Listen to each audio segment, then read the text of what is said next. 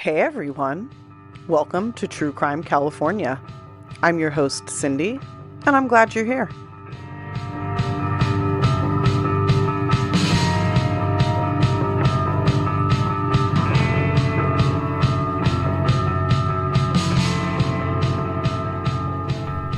And welcome back, everybody. This is take 2 for the third episode of True Crime California. Now, I've already actually released this episode, but then I took it down because it wasn't really how I wanted it to be. So last week I had the stomach flu and it lasted like a whole fucking week, which totally sucked. I had also been dealing with someone who I thought was like a really good friend, but they turned out to be a covert narcissist, and there was a lot of fallout there. So just personally, I had a really tough week. But I told myself I was going to release episodes every Thursday like clockwork, no matter what.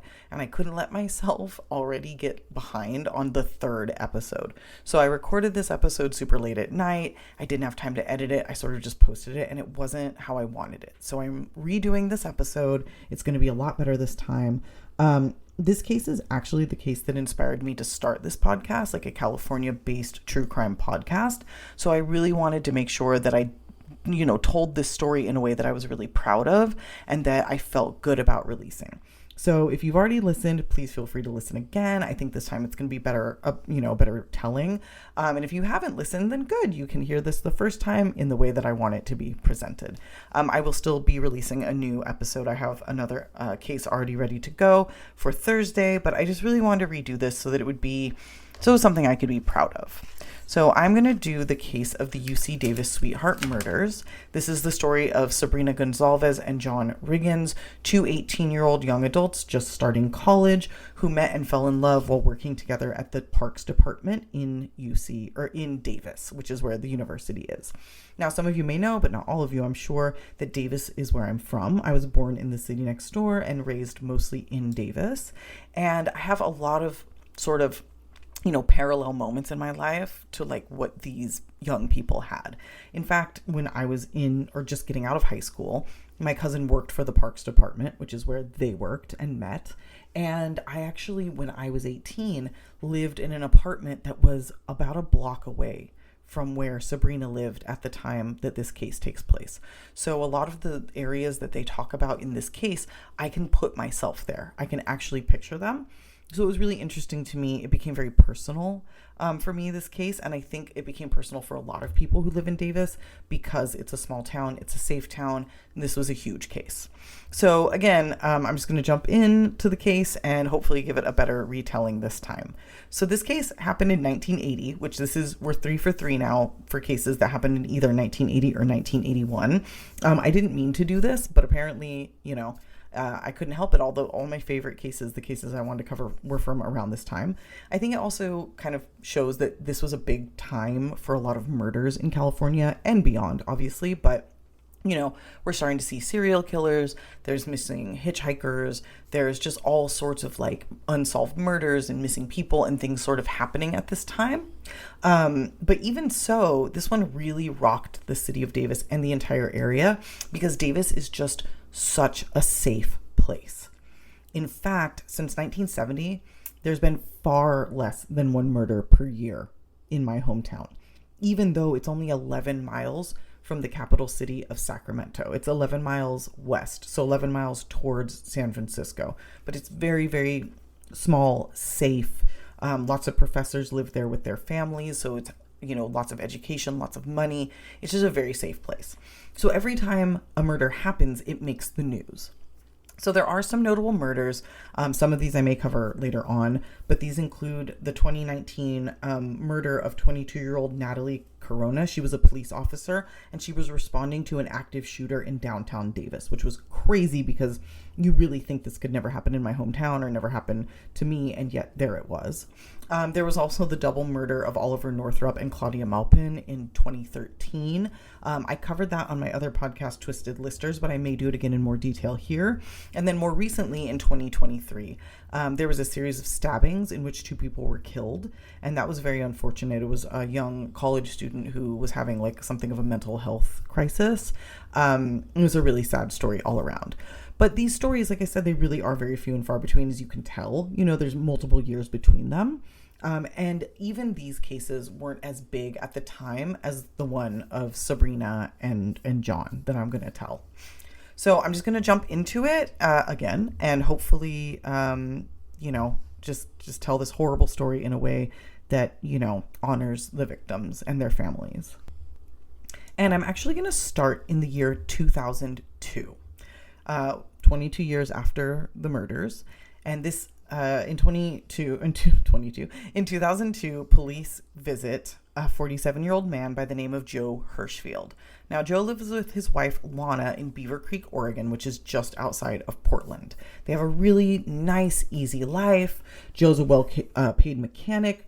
He also teaches scuba diving, and he and his wife, Lana, live in a triple wide on 2.5 acres of land with a barn, dogs, sheep, and even though it's a triple wide, it's a nice big house, and they are just living the life that they want. It's idyllic, it's easy, they have lots of friends. Joe mostly has friends online. He was really big into the online community, and he was known in a bunch of chat rooms as Joker Joe. So just, happy couple, good life. That being said, there was another side to Joe, with some neighbors calling him a loner or saying he was weird. And a lot of them said he just really kept to himself. And if he didn't know you, he didn't want to know you. One neighbor said they'd lived next to him for 11 years and had barely spoken more than a few words in that entire time. So there's kind of two sides to this guy, but most people who knew him seem to really like him.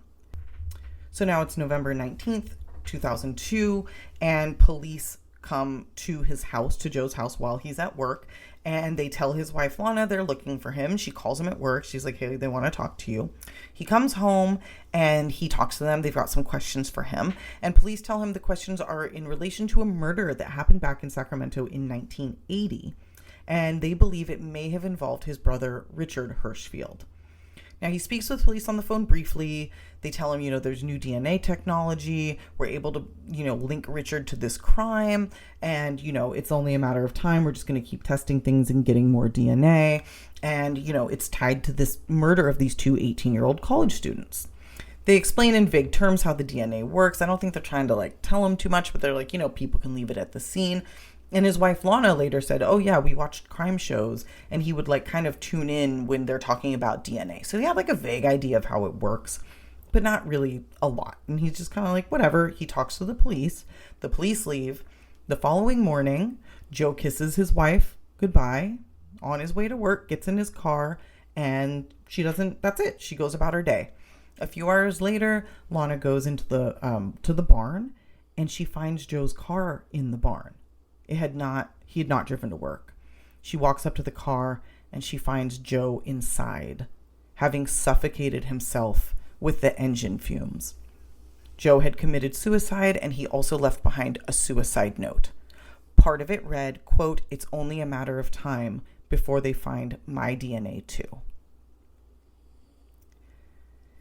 So, he had the most beautiful hair. That is what the Living Gonzalez women say when they talk about John Riggins. John Riggins, along with his amazing bright red hair, was born in North Carolina in 1962 and moved with his parents and two younger siblings to Davis in 1969 when he was 7 years old. Just a side note about me, I also moved back to Davis from Southern California when I was 7. So John was a popular kid from a good family. He fit right in with the Davis community. Davis is, like I said, it's bucolic. It's surrounded by farmland, but very well educated, small, safe, insular. John's father was a doctor. John was a talented athlete, and he excelled specifically in baseball, which also my cousin did and my son. So I'm just linking myself. I promise I'll stop. As noted, John's hair was one thing that made him stand out among his peers, but beyond that, he was just a really great guy, well liked by everyone who knew him, and honestly a very talented athlete. And that's why people really knew him. He was a very, very talented athlete. As he grew up, John got into rock and roll, but he kept it pretty chill. Like most kids who grew up in Davis, he was a really good kid, well raised, had a good head on his shoulders. He would drink occasionally, but never did drugs, despite many of his friends doing them around him. But even his friends weren't doing anything more than smoking weed, so he was keeping it even more chill. But the one thing that he was not very chill about was girls. He was super into girls, and girls were super into him, but he never really had a girlfriend, and from what we know, he was a virgin until his death. Now, he never really had a girlfriend, not because girls didn't like him, like I said, but he wasn't really good at closing the deal, as they say. He would flirt, the girls would flirt back, but when it came time to pull the trigger, he'd usually take too long and miss his chance. And part of me wonders if it's because he was never actually interested and just liked the thrill of the chase. So he remained single all through high school, at least for the most part. And in the summers, like I had mentioned, he had a job in the parks department while he waited to attend UC Davis once he graduated high school. He decided to stay close to home and probably wanted to capitalize on living with his parents, which is a really good idea. It is here at the parks department that he met Sabrina Gonzalez. Sabrina was unbelievably beautiful, kind, patient, innocent. She was the kind of girl you'd want to babysit your kids. And despite being the youngest of 3 kids in her own family, she was, by all accounts, the most motherly, always making sure everyone was taken care of before she took care of herself. Like John, Sabrina was born in 1962, and she was born in Oakland, California, but moved around quite a bit because her father was in the service.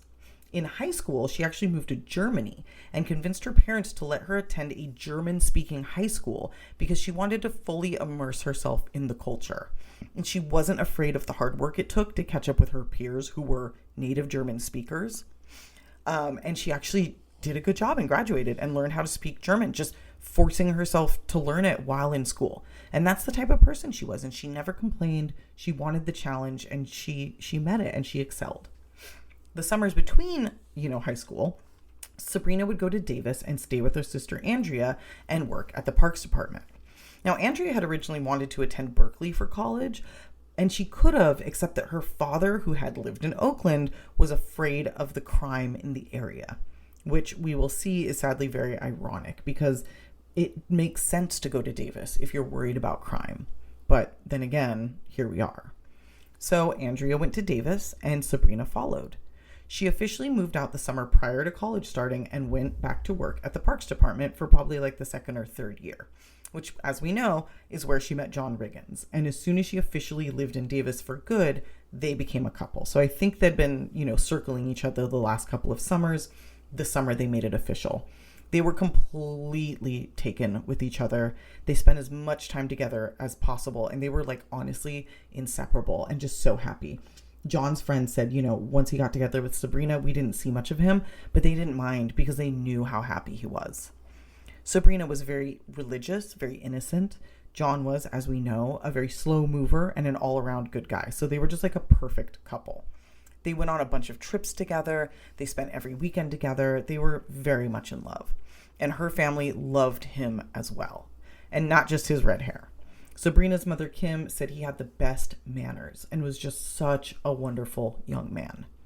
Now, at this time, the couple had already discussed marriage and had even planned the names of the 6 children they were going to have. Very unfortunately, though, this was not meant to be. Before we get there, though, I'm going to talk about another another double murder that happened. And this happens in Sacramento on November 2nd, 1980. So just a few weeks before John and Sabrina's murder. So November 2nd, 1980, 2 young sweethearts, Mary Beth Sowers and Craig Miller, who were college students at Sacramento State University, left a party in Sacramento around 1 a.m. Their friend followed behind them out of the party about a minute later and saw them sitting in the back of an unfamiliar car. Now, he was either drunk or not thinking about it, but he jumped in the front of the car to surprise them, like, boo, to scare them. And when he got in the front, he realized there was a man inside who he also did not recognize. The man told him in a very angry tone to get the fuck out of here. And a woman who was with him, who was somewhere around 7 months pregnant, slapped this friend in the face and asked him, "Why the fuck are you in my car?" The friend, taken aback, just got out and stood there and watched as the car drove away with his friends inside. And he was luckily had his shit together enough that he remembered the license plate because he knew something was wrong. The 2 people in the car with the college sweethearts, Mary Beth and Craig, were Gerald Gallego and his pregnant wife, Charlene. Gerald had decided that he wanted a sex slave, and Mary Beth Sowers was the perfect target, as she was stunning and young. She was like beauty pageant beautiful, like blonde, just unbelievably gorgeous. And so he just probably stalked her and waited for her to come out of this party and took her and her boyfriend. So he first drove the couple out to the middle of nowhere, robbed Craig of $20, then marched him about, 50 feet in front of the car and shot him 3 times in the head right in front of Mary Beth. She must have been absolutely fucking terrified. He then took her back to his shared home with Charlene, and while Charlene watched TV and slept on the couch, he repeatedly raped Mary Beth in the bedroom. After doing this for hours, he then took Mary Beth back out to a different area in the middle of nowhere and shot her exactly as he had shot Craig. Mary Beth's body was not found for 20 days. The friend who saw them being abducted notified police immediately, but the police likely didn't do shit until it was too late, because the police don't give a shit generally. That being said, Craig's body was found hours after he was killed, and once that happened, police took things seriously. They immediately went to Gerald Gallego and Charlene's apartment because they ran the plates, realized it was his car, because these two are nothing if not stupid. But Gerald and Charlene were not at the apartment, and they saw the cops there, and they went on the run. It took until November 17th for the couple to be caught in Omaha, Nebraska, after Charlene's mother notified the FBI that she had called and asked to have money to be wired there. Now, Gerald Gallego had a half-brother named David Hunt, who loved and admired Gerald entirely, which is interesting because David is the older half-brother. But anyway, this man, David, was also a complete scumbag piece of shit who had a laundry list of crimes under his belt and who had spent a lot of time in prison. He also broke out of prison more than once and had also recently helped his friend Richard Thompson escape about 2 weeks after Gerald killed that couple. Now, Gerald was in prison at this point after getting caught for the murders of Mary Beth and Craig, and police began linking him to 10 other murders, which would later be dubbed the sex slave murders. So that means that Gerald here is a fucking serial killer, which could be its own case. And so, again, another case that maybe I'll cover someday. But I think some of it's going to kind of get covered here, and you'll see how that unfolds.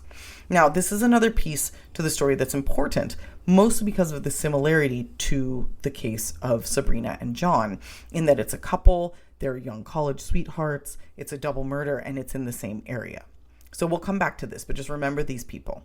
So now it's the night of December 20th, 1980, about 6 weeks later, and John and Sabrina were working at the Children's Nutcracker, which this year is in its 47th year. So a long-standing tradition that actually started not long before they started working there. It's held at the Memorial Center, like Veterans Memorial Center, I think, in Davis, and it's hosted by the city. And because John and Sabrina worked for the city, they were picked to work this event. After the Nutcracker was over, they were scheduled to go to a surprise birthday party for Sabrina's sister, who was turning 22 on the 22nd. So this is 2 nights before. And in fact, another really shitty thing to note is that December 20th, this night, was John's parents' wedding anniversary. So the 20th is their wedding anniversary. The 22nd is Andrea's birthday. So they were meant to go to this surprise, party, and they were throwing Andrea off the trail. They told her, we're going to go see a John Lennon movie because he'd been killed just a couple weeks earlier on December 8th, 1980, which is actually today, crazy enough. R.I.P. John Lennon. So instead, once they were done working, the couple pretty much vanished into thin air. As I noted, Sabrina lived with her sister Andrea, so when she didn't show up to the party and wasn't home when Andrea got home, she was pretty annoyed. She was like, I can't believe my sister missed my party, and like she's still out with John. It felt really thoughtless and very out of character for them. And I think Andrea maybe would have thought more of it, but she was still getting over the flu, which she had just had. So she just went to bed when she got home. She was annoyed, but she didn't really think too deeply about it, I think because she was a little bit out of it. And she also thought maybe they just ended up working late and they decided to actually go to that movie. Unfortunately, as she found out in the morning, this was not the case. The following morning when she woke up, she immediately knew that Sabrina hadn't come home. And the way she knew this is because Sabrina was such a reliable person that every night when she came home, she'd turn off the fan that was like in their living room before going to bed. So Andrea got up and saw the fan was still on, and she immediately knew. She walked into Sabrina's room, found that her bed had not been slept in, and her wallet and other personal items were still there. She panicked and called her older sister, Therese, I think it's Therese or Teresa, I don't know, and then her parents. Now, Teresa or Therese also lived in Davis, and that's where the party was being held. So they all lived nearby. So she calls her sister, and then she calls her parents. She also, I believe at that point, called John's parents, who found that his room was also undisturbed. He was not in there. And their family van, which he had borrowed the night before, was still not back at the house. So it's missing. They called police, and at first they weren't very worried. They weren't very interested, but the family pushed. They're like, listen, these two did not run off to Vegas and get married. They didn't stay out all night. They're really good, innocent kids. They're virgins. They're religious, like kind of laying it all out. And the police agreed to start looking for the couple, which would only happen, I think, in a small town like this. Most places, and the next case I'm covering actually will like kind of exemplify this, they're not going to do that for you. But because we're in Davis, because the families probably knew some of the police, they decided, okay, we're going to help you, even though it hasn't been 24 hours. And by the end of the day, the police were very worried as well. Unfortunately, it wasn't until 2 days later, on December 22nd, Andrea's birthday, around 8:30 a.m., that the van belonging to the Riggins family was finally found on Folsom Road in Sacramento. It's not a well-traveled road. Many of them out there like aren't even now, and especially back then it was a lot of farmland. But the van was in plain sight, so it's interesting that it took this long to find it. The van was quickly identified and towed for processing, but John and Sabrina were still nowhere to be found. Again, unfortunately, this changed 2 hours later when police were walking down a small dirt road about a quarter mile from where the van was found and found two wet, rigid bodies laying in a ditch. The body identified as John was lying face up, while the body belonging to Sabrina was face down, as if she had been on all fours before falling forward. Both bodies were covered in duct tape, as were their heads and faces, and only Sabrina's legs were uncovered, which is horrifying to think about, and also feels obvious as to what probably happened, which will be of importance later. The bodies were taken to the medical examiner for autopsies, and their causes of death were determined. John had been beaten on the head 5 times with something very heavy, probably because he was attempting to defend himself and Sabrina. He had also had his throat cut, but no major arteries were cut, so it likely took him hours to die. On top of this horrifying detail, he was likely conscious for a good part of it, but was not able to save himself because he could not move because of all of the tape. Sabrina had 2 deep cuts to her throat to the point where she had nearly been decapitated. Luckily, this meant that she had died nearly instantly, even though it sounds horrifying. The small favor is that she didn't lay there for hours like John likely did. Their hands were bound in another type of tape as well, so the killer or killers really took some time with this. And again, as noted, Sabrina's legs were not taped, and one of her boots was partially off.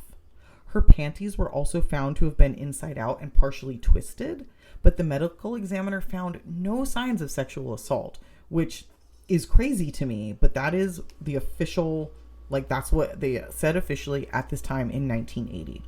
They had also found a bruise on Sabrina's vagina, but they explained that it was probably due to her being kicked into the ditch, which is just as awful. In the van, authorities found a ton of evidence, some of which they completely ignored, as we'll see, but some of which they processed. This included a tire iron, which was removed from its place in the back of the van and was likely the weapon used to beat John on the head, which is terrible. Hopefully he was unconscious, but I just don't know. It also included a paper bag with 3 half-gallons of fully melted ice cream inside, ice cream that was intended for the surprise party. It also included presents that had been torn apart, presumably by the attacker or attackers, including a quilted blanket the couple had bought Andrea to help keep her warm during these cold, foggy winter nights. And I do want to point out that the night that John and Sabrina were abducted was particularly foggy. And Davis, like the country roads and even in the city, the fog gets so thick you can't see 5 feet in front of you. Like, it's super dangerous. I used to drive to this little town called Winters. That's like, 10 miles away from Davis because I had like a boyfriend there. And it was insane in the winter. It was so eerie and scary and just like straight up dangerous because the fog was so bad. And on the night that they were taken, the fog was like that. So it just adds like another element to this fucking crazy ass story. Now, we have to remember that there wasn't really DNA in 1980, but even so, the blanket was kept as evidence, but was not really processed. So they didn't like look for evidence on it, which is crazy. Also, the Riggins family was never asked to identify the items in the van, so police never knew what did and did not belong to them, which I feel like would have been super helpful to know if like the killer left something behind. So it was a really shoddy police work, and very disappointing. That being said, some of the things that they paid attention to did sort of help them create a timeline and a place of abduction. This includes the ice cream, because they kind of knew, some information about the ice cream that helps, build a timeline. So I'll talk about that. But first, I just want to mention this was really terrible. The funerals were held within a couple of weeks of the murders. They were held for them separately, but the people mourned the couple together. And there were literally like 500 people at each funeral. Just, the mourners. So many people were affected by this, and so many people cared about this case when it happened. It's just really fucking sad. So police continued their investigation and realized that they had 2 theories for when and how the couple were abducted. As I had mentioned, the presence of the ice cream kind of helped because it meant that Sabrina had gone home to pick it up after leaving work, as her sister Therese had bought 2 of the half gallons during the week and left them at her house, which I found weird because the ice cream is for Andrea's surprise party, but it's in her freezer. So I don't really know how they like pulled that off. Who knows? In any case, they knew that if she had the ice cream, that means she went home. However, Therese had only bought 2 half gallons and Sabrina herself had bought the 3rd. And so there's contention about when she did that and what that means for the abduction, because nobody can say for sure when she bought the ice cream because there was no receipt. So she could have bought it that night. So if she had bought it before that night, also like during the week, and just stored it in the freezer, then it's more than likely they were abducted outside of her apartment as they came to pick all of the ice cream up. If Sabrina bought the ice cream that night, then they could have been abducted from the grocery store parking lot where she bought the ice cream. And this grocery store parking lot, it's the same grocery store that I used to go to. When they were going there, it was a Lucky's, and when I was going there, it's an Albertsons, but it's still like weird that I know exactly where it is. And again, like I mentioned, I used to live really close to where this happened. I personally think they were probably abducted from the apartments because those apartments are so quiet and so dark at night, and with the added fog, it's like would be really easy to take somebody and nobody see it. So anyway, like I said, it's very possible they were taken from her apartment because John also always liked to park in a dark corner up against a bush. So he's just adding like another layer where this guy can hide and pop out and grab them, throw them in the van and drive away. Again, this is what I believe. But the other theory has some weight as well. Mostly what the weight is, that they were abducted at the Lucky's parking lot, it's supported by eyewitness accounts, but most of them sound kind of weak. There are like 2 or 3 people who thought that they saw them in the shopping mall that night. That being said, they still could have bought the ice cream at Lucky's and then gone to her house and picked up the rest. So I really don't know, but I personally really believe that they were abducted outside of her house, if I had to choose a theory. But either way, it's within, a half mile of each other. There are other theories as well. Like, it's possible that they were taken outside of Teresa's house when they got to the party. Like, there's nothing to say they weren't abducted then. But all we know is that they did definitely go to Sabrina's house, they got the ice cream, and then they were taken. Beyond this, there were other sightings of the couple after the abduction that are more for certain because people saw the van. So around 8:30 p.m., a motorist saw the van barreling down Covell Boulevard, which is a main street that you would definitely use to drive to and from Sabrina's apartment from most areas of Davis. This witness said there were 3 people inside. They couldn't make out any details because there was a blanket up against one of the windows, which means, that the blanket was already unwrapped at this point.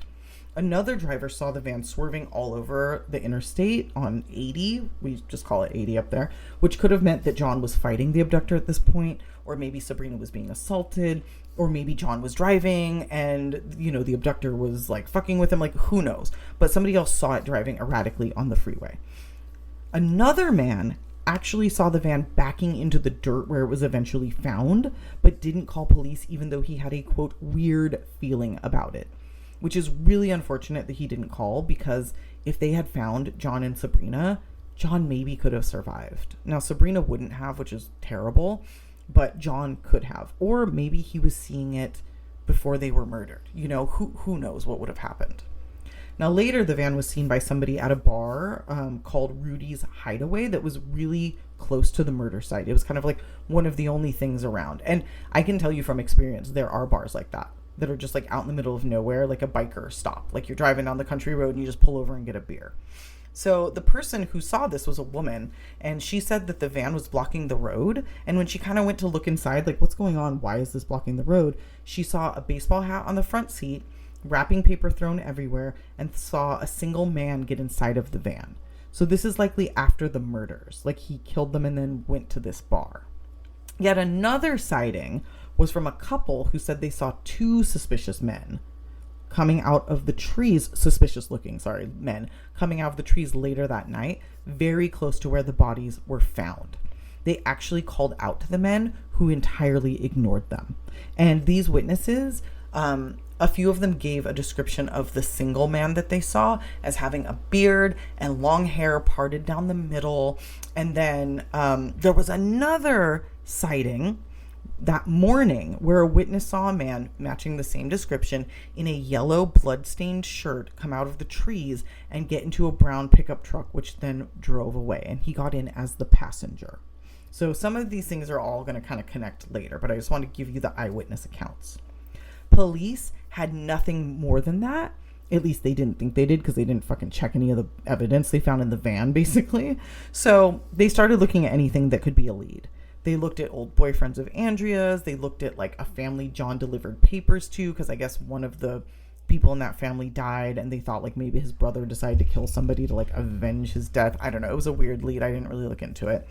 They even looked into Henry Lee Lucas, but there was nothing to tie any of these suspects to the murders. Now, around this time, a jail informant brought up the name of one David Hunt, who I've already sort of mentioned, who was potentially in the area, had a record a mile long, and had just helped another criminal escape prison. He was also the half-brother of now suspected serial killer Gerald Gallego. Police reached out to David Hunt after he was caught in March 1981 for like the, breaking his friend out of prison, and he declined to speak to them, saying, "I'm on parole, but I didn't do it, and I would never hurt a young girl." He was not interviewed again until 1987. They let him go for 6 years. He just said, "I didn't do it." And they said, "Thanks for letting us know, sir. Have a nice day." Now, the case sat cold, but in 1983, a new detective took over the case and took it to an FBI profiler who said the crime was likely one of opportunity, that Sabrina may have even died from suffocation due to the duct tape on her face, that the killer was smart and methodical, and that he acted alone in the abduction, using the tape and the beating of John as proof that the killer was alone, because two men wouldn't have needed to do all of that to subdue the victims. He also said this was the killer's first murder because there were hesitation marks on John's neck, but the marks on Sabrina's neck were much deeper, indicating that he'd got used to what he was doing after the first time. He said that despite the pathologist's findings, that the motive was likely sexual assault of Sabrina, and that the murderer was a loner, and that while this loner probably dated, he still had, sexual issues, and probably felt no remorse after the killings, only a fear of being caught. Now, again, this was great to have this profile, but it ultimately kind of led to nothing. And again, the case went cold. Then, in 1986, another detective from Davis, Fred Turner, took it over and took a second look at David Hunt, who at the time was in prison for kidnapping, wherein the couple he kidnapped were bound with duct tape. He was then, the detective, able to prove that David Hunt could have been in Davis at the time of the murders, as he had been wed earlier that day in Carson City, Nevada, which is only a 3-hour drive from Davis.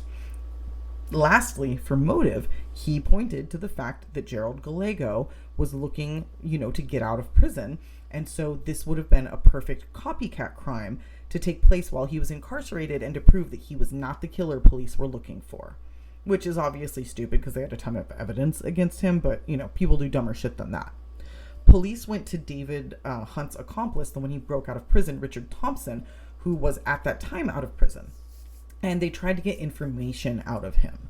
It would make sense if he had been the one to pick up David Hunt, the pickup truck they saw a man getting into. It would make sense for Richard Thomas to be the one driving that pickup truck. So they went to the Cecil Hotel, which if anybody knows true crime knows that's a very significant place in Los Angeles. And rather than trying to talk to him as police, they sent in a snitch. Now, this guy was friends with David Hunt and Richard Thompson, so he already had a relationship with him. And he's a snitch, so they think it's going to go great. But he fucking blows it, basically. He can't get much of anything on the recording that he's wearing a wire. And the only thing he got Richard Thompson to say was, if I was going to tie someone up, maybe I'd use duct tape. During this conversation, Richard Thompson also said he'd use fishing wire, handcuffs, a ton of other items. But the police still thought, this is a damning confession because they're grasping at straws. The snitch also said that off tape, of course, he got a full confession. But that doesn't really count for anything. What they got definitely wasn't enough. So they decided, but they were convinced, at this point that David did it. And they're like, we just need more evidence. So they go and they talk to Sue Ellen Hunt, David's then wife, and the one that he married the day before or the day of Sabrina and John's murders in Carson City. So at this time that they go talk to Sue Ellen, David Hunt is in prison, and Sue Ellen is just waiting dutifully for him to get out of prison so they could go on in wedded bliss. Unfortunately, during this time, Sue Ellen learned from the police, hey, we know you're married and you think you don't have to, testify against him. But one, you're still married to someone else, so your bigamous marriage is not legal, so you can be compelled to testify against him. And second, if you got married after he did these crimes, you can still be forced to testify him against any crimes you knew about before you were married. So these guys, the whole thing is stupid. But anyway, so they go and they talk to Sue Ellen. They find her dodgy and difficult to deal with. And they got some information from her that didn't really help them so much as convince them further that she was lying. They found that she had rented a van for a few days around this time, and she gave them the wrong van company. So she said it was Hertz when it was Budget, something like that. So they found her being deceptive, and that was really problematic. She also told them that they got married in Vegas, which is 11 hours from Davis, which would have made committing the murders impossible. Police found it really interesting that she couldn't remember where she'd been married just a few months earlier. They were also really upset about the van, about lying about that, because it took them a year to figure out where the van came from. They had been wanting to check the mileage on the rental van to show that they did or could have driven to Davis that day, but by the time they found the information on the van, they couldn't prove the mileage. So she was really throwing the cops off, and the fact she was doing this made them want to launch an official investigation into these people. And police went really hard on this. That being said, despite their best efforts, cops didn't really have anything concrete against David Hunt, Richard Thompson, or anybody else that they thought was involved. And in fact, the only piece of hard evidence they had, which were fingerprints found inside the van, did not match David Hunt or Richard Thompson. Additionally, David and Sue Ellen Hunt both passed lie detector tests. Richard Thompson failed the same test, but they're notoriously unreliable, so you couldn't really use it anyway. What police did have was a lot of circumstantial evidence, including another witness who was with the group on the day of the murders, who said that he was left alone in a casino in Carson City that evening, while Hunt and Thompson said they had, quote, family business to attend to, which sounds a lot like they could have been attempting to help Gerald Gallego by way of a copycat killing. Also, Gallego's mother said David Hunt had called her and offered to do, quote, anything to help. Now, going back to the witness, The witness gave a timeline that made it entirely possible for Hunt and Thompson to have committed the killings before coming back to their shared motel rooms and driving from Carson City back to Arizona, where they were staying at the time. So they take this kind of timeline circumstantial information, they go to the DA's office, and in 1989, 9 years after the murders, police finally arrest David Hunt, Richard Thompson, and Sue Ellen Hunt for the murders. They also, I think, arrested this witness for some part in the murders, but most of this was an attempt to get these people to turn. There was no physical evidence, a lot of witness testimony, and a lot of circumstantial evidence, and a very solid motive.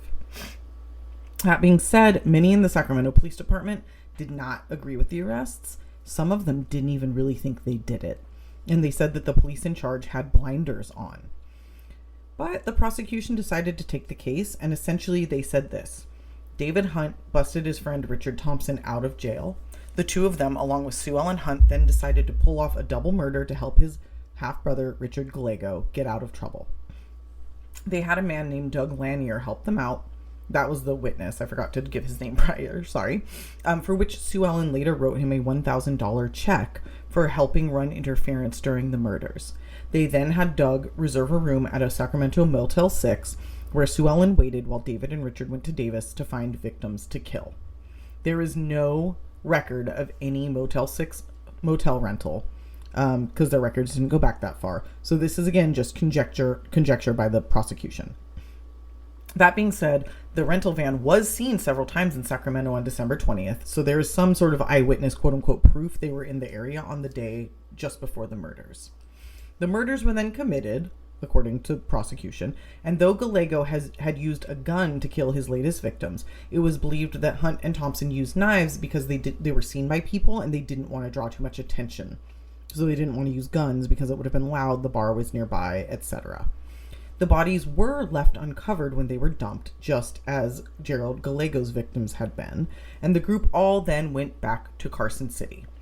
Doug Lanier, this witness, also said that he witnessed a blood ritual take place between David Hunt and Richard Thompson, which was super fucking weird and also made it seem like they were getting ready to do something big, like a murder. Also helping the case against Hunt and Thompson was the fact that Gerald Gallego did in fact open a discovery case just days after Sabrina and John's murder, saying that it showed he may have not been the killer of the other victims, as another murder took place just after the one he was accused of while he was in prison. So it all circumstantially lines up. During this time, police offered every single person involved in the case except for David Hunt a deal if they would turn on him or each other. None of them took the deal, with Lanier, who was also on trial as I mentioned, saying he would gladly take it, but he didn't have anything to prove they did the murders, and he had no idea if they actually did. So basically, the discovery phase of the pretrial went on for a long time. All of these suspects were in prison for 3 years waiting for trial. But in the end, all police could prove was that the men had the time and opportunity and the motive to commit the murders. They didn't have fingerprints. They didn't have confirmed sightings of the men in Davis or with the victims. They had the rental van, but it's a rental van. It could have been any rental van. And of course, they didn't have DNA. Now, this was due in large part to the fact that DNA wasn't really a thing too much back then, but it is going to come into play. So they didn't have anybody close to the men to say they were involved. And the only person who said they admitted to the killings was that jailhouse snitch, who it turned out was a former brother-in-law of David Hunt, so could have had a motive for trying to get him in trouble, because it's a former brother-in-law. So they're no longer part of the family. And again, all of his admissions that he caught were not caught on tape while he was wearing a wire. So how would that even happen? So like I said, the group was arrested in 1989 or maybe early 1990, and it took until 1992 for some of them to even go to trial, or to start to go to trial. And just prior to the trial, the defense said, hey, can we review all of the evidence in the case, including the blue quilted blanket? And here's the crazy part. As I had mentioned, the blanket had never been tested for seminal fluid, meaning semen, or any other bodily fluids.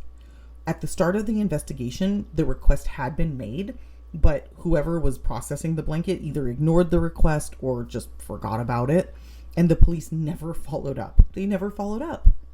When police took the case up again in 1987, they did ask for a review of the blanket, but apparently they used the wrong jargon. So instead of saying, hey, we specifically want you to check for body fluids, they just said, oh, test the blanket again, which is such a scientist thing for them to be like, I'm going to give you exactly what you asked for and not double check to make sure it's actually what you want. So again, no bodily fluids were tested for. Now, the defense finally went, because the blanket was still in evidence, thank God. So they took it and they went to get it tested for DNA. Now we're in 1992. DNA testing is still very basic, but they were able to get enough evidence to have it tested. Now the prosecution were like, hey, we want to do this too. We're not going to trust the DNA if it comes from you, which nowadays I don't really think is as much of a thing, but this is still a very new science. So they're like, we want to test our own.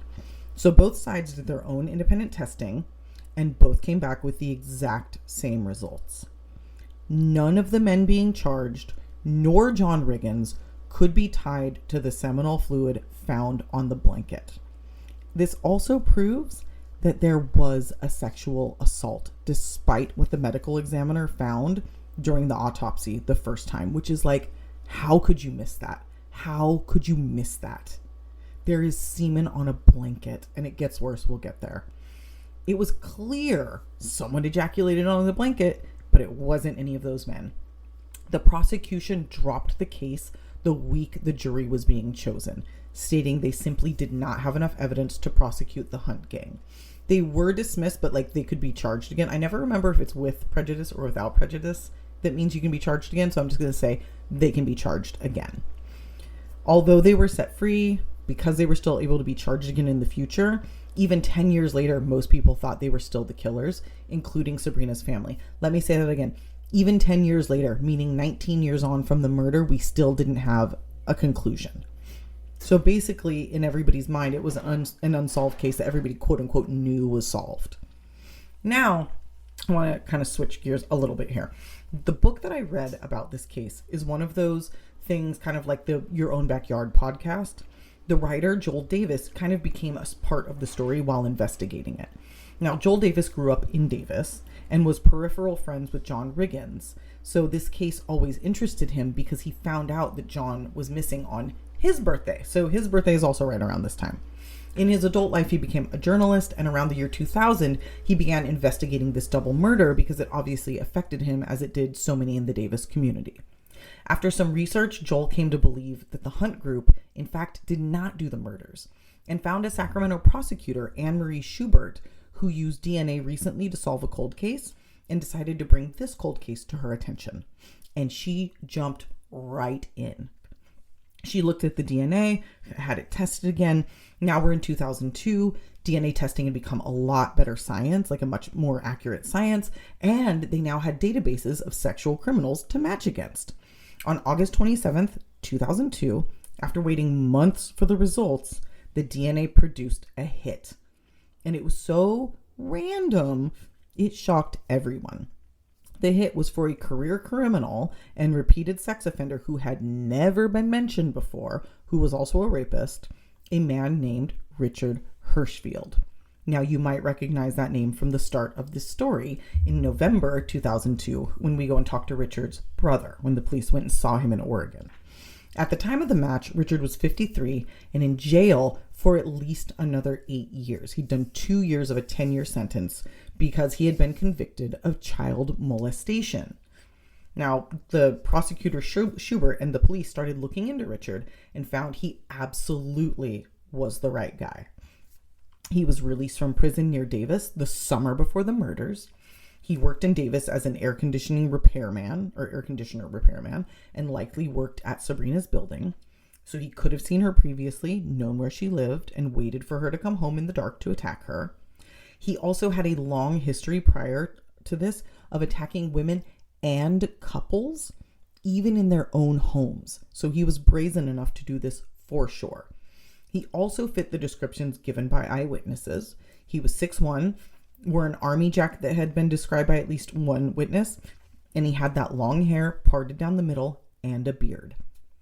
Now this brings us back to the beginning of the story and Joker Joe Hirschfield and his 2-page long but ultimately very vague suicide note.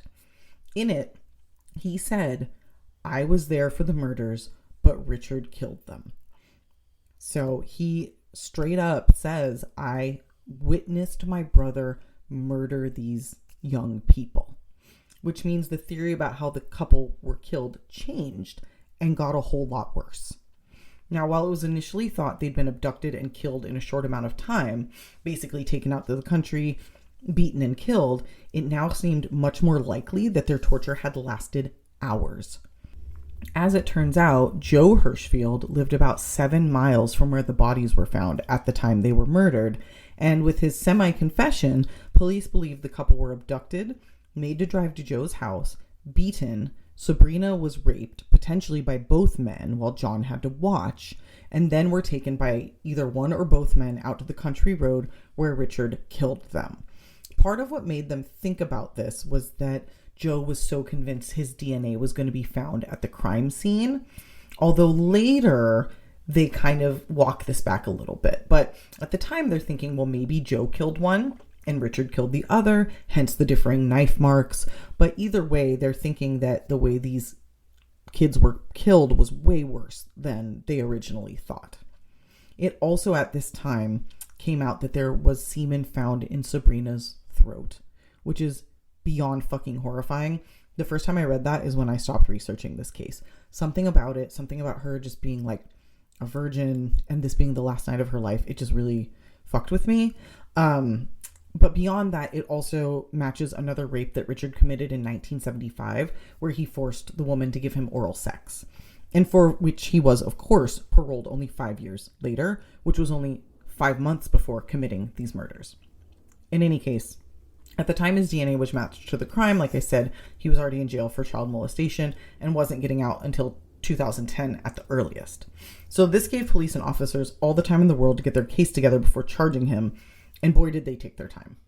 So they got the DNA in 2002. It took them 2 more years to announce they had a suspect, which meant 2 more years for the families to sit and wait for justice for their murdered loved ones. You know, we're 22 years on. So Joel Davis, the writer of the book that I was talking about that I read for this case, later wrote an op-ed after the trial where he said, you know, the name of his book was far too accurate and that it was frustrating for him to see them take so much time to do this. He said he regretted not coming out with the information about the DNA match in 2002 when he'd heard about it, because he did get the name from a source, but out of respect for the case, he didn't mention it for 2 years until 2004 when police came forward. And he now regrets that because he thinks it would have moved the case along for him to report that they had DNA. It would have sort of forced their hand. But police were, you know, their excuse was like, oh, we don't have the funding. Like, these things take time. He's already in prison. Who cares, essentially. All that said, Richard Hirschfield was finally charged for the double murders in 2004. And this crafty motherfucker and his lawyers put in every continuance and delay possible. He didn't actually go to trial for these murders until September of 2012. So he was charged in 2004. And he did not go to trial till 2012, 10 years after his DNA was definitively linked to her. It was like 1 in 250 billion chance that it was, you know, somebody else, which is actually just not even like mathematically possible. There's not even that many people in the world. So it's fucking ridiculous it took this long. So the trial, which lasted only about 2 months, was pretty much a slam dunk from the beginning.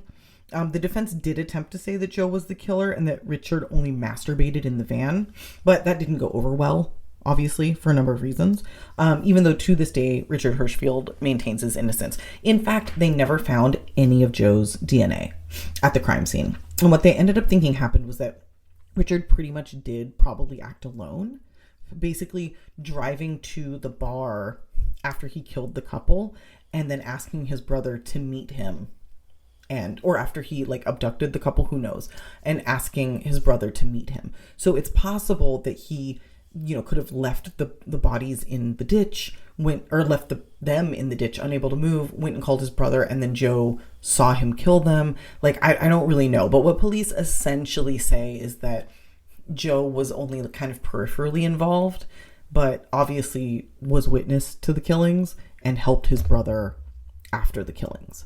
So, I mean, I don't know how peripheral that is, but for the purposes of the prosecution, they basically said it was Richard Hirschfield. And as far as the DNA goes, it all just kind of points to him. So again, even if Joe was there, he probably wasn't very actively involved. I mean, and who knows? He killed himself. So it's kind of like, what are you going to do anyway? But so I will never really know. But we know that Richard Hirschfield did this. So, of course, you know, he was found guilty, sentenced to death. Because he's in California, he's just going to die on death row. But even as a symbolic sentencing, like, that's something for the families, you know, to know that, like, the judge and the jury took this very seriously. And speaking of the families, you know, everyone's still living their lives, doing their best to honor the memories of John and Sabrina.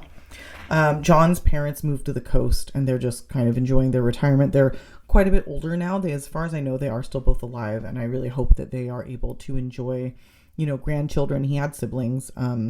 I really hope that they're able to enjoy a good life.